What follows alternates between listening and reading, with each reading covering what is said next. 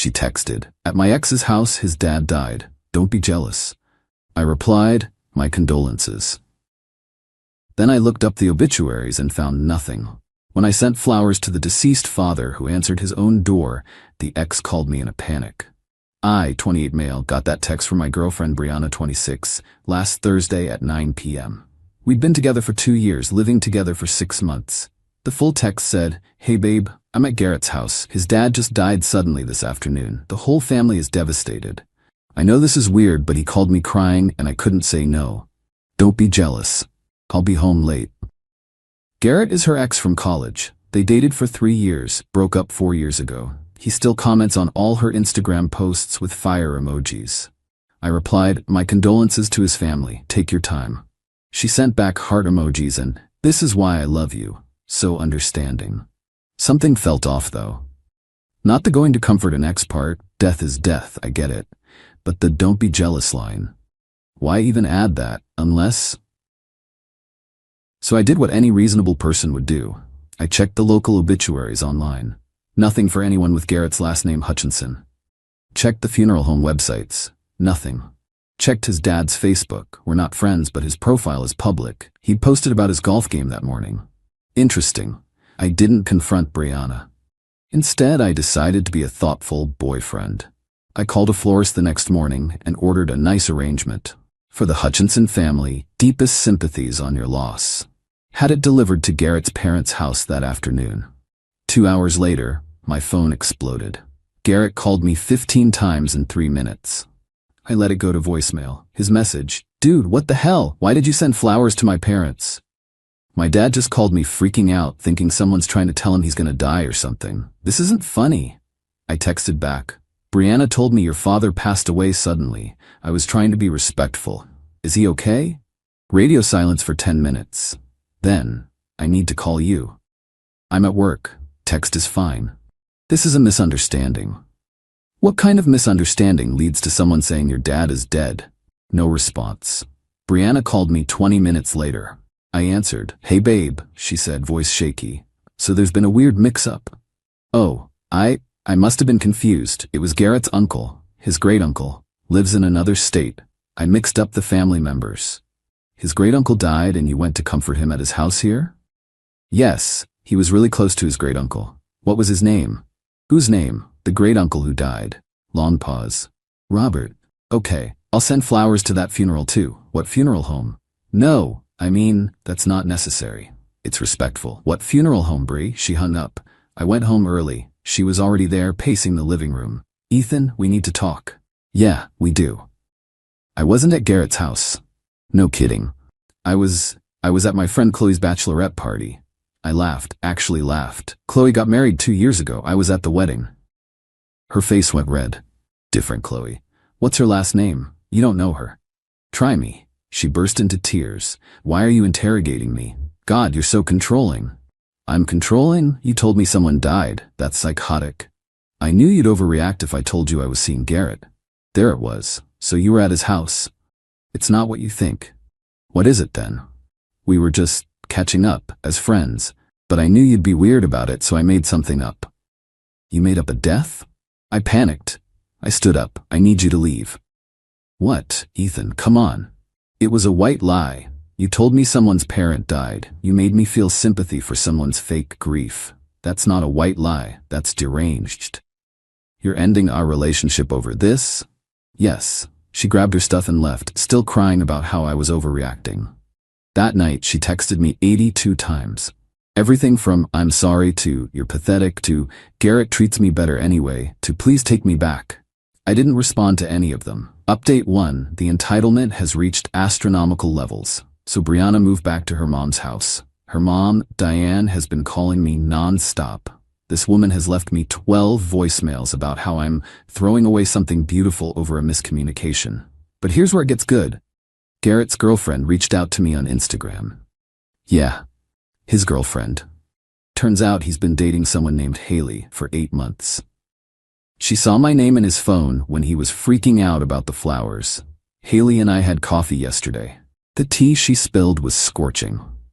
According to Garrett's texts, which Haley screenshot, Brianna has been coming over for closure conversations for months. These conversations happened when Haley was at work. Brianna told Garrett she was basically single because I was emotionally unavailable. The night of the fake death, they hooked up. Haley dumped him immediately. But before she did, she forwarded me everything, including a photo Garrett had taken of Brianna in his bed that night. She was wearing the bracelet I gave her for our anniversary.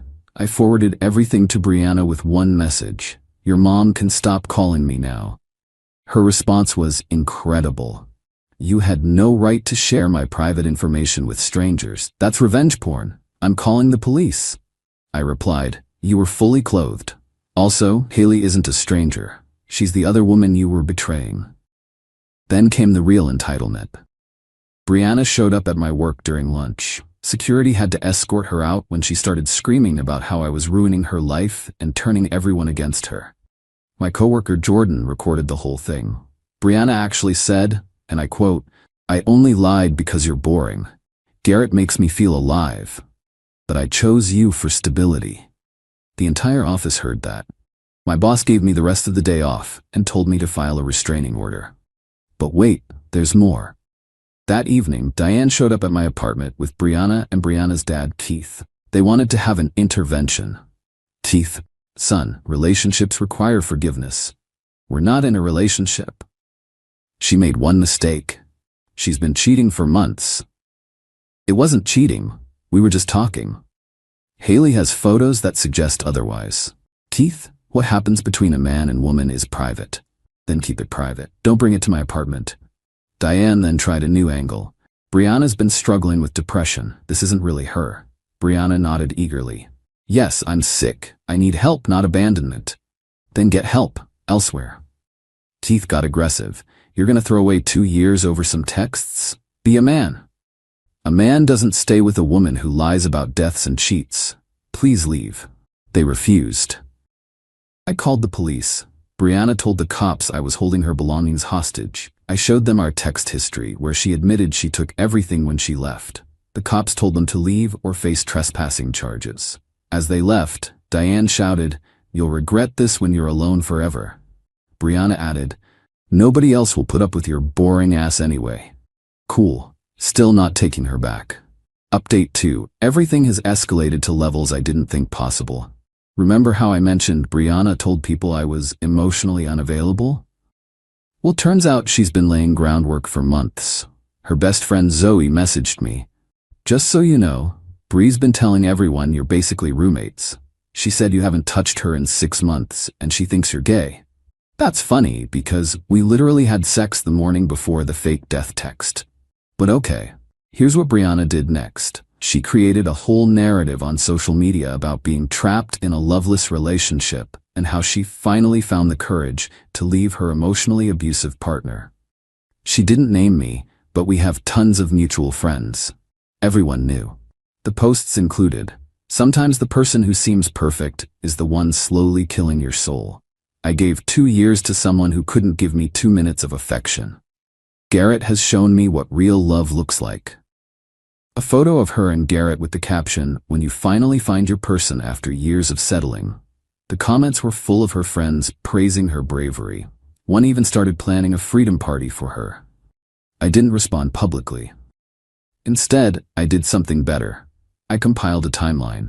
Screenshots of her saying she loved me the day before the fake death. 2. Her texts admitting she lied about the death. 3. Her admitting she was at Garrett's. 4. Garrett's texts to Haley about their affair. 5. The photo of her in his bed. 6. Her showing up at my work screaming that she chose me for stability. 7. The police report from her family's trespassing incident. I sent this privately to 5 people, the mutual friends who'd been commenting supportively on her posts. Within hours, the narrative shifted. People started calling her out. Her freedom party was canceled. But Brianna doubled down. She posted that I was weaponizing her trauma and turning people against a victim. Then Garrett dumped her. Yeah. After all this, after leaving Haley, after the drama, he dumped her via text.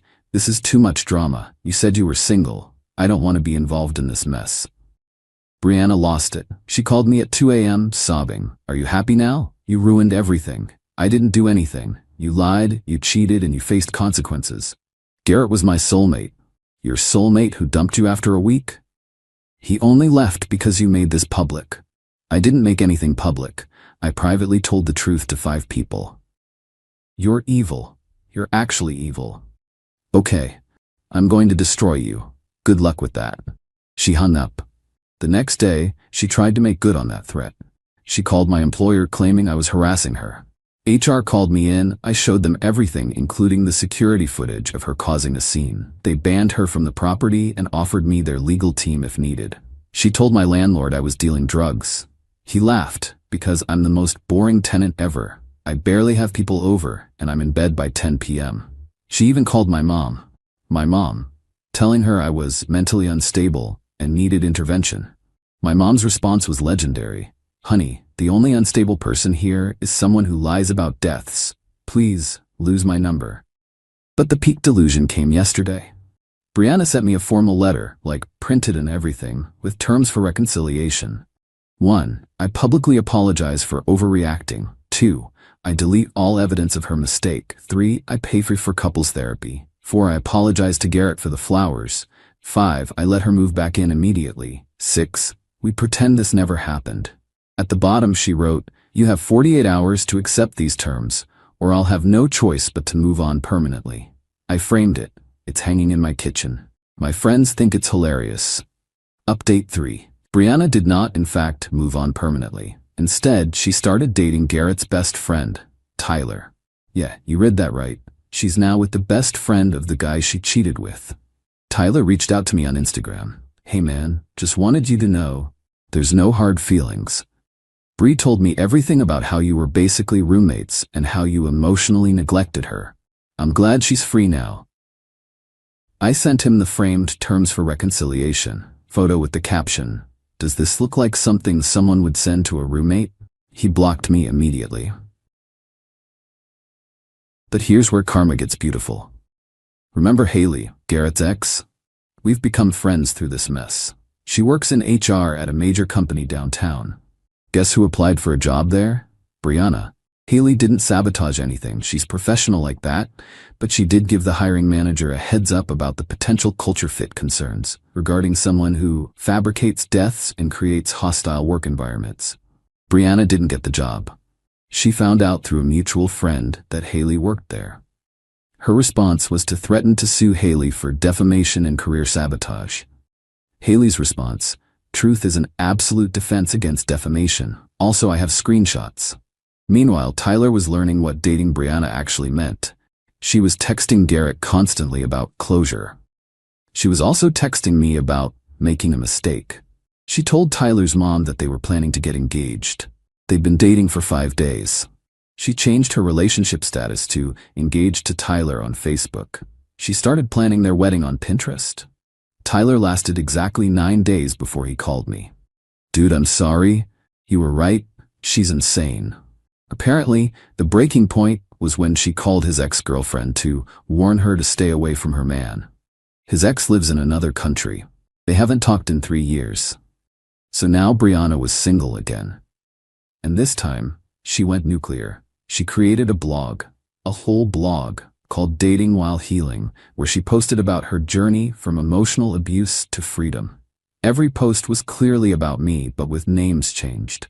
Evan was described as a controlling narcissist who isolated her from friends and made her feel worthless.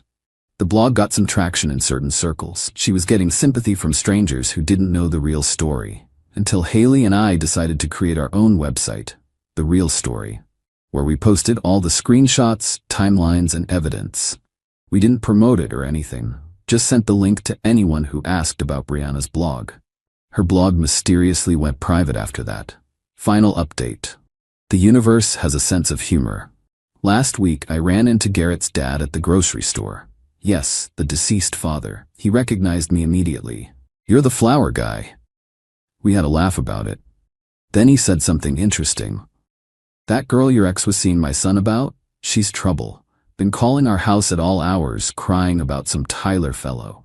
My wife had to block her number. She's not my problem anymore, I said. Smart man. You know she told my wife that you were abusive? My wife asked for specifics, and the girl said you were emotionally abusive because you didn't notice her new haircut once.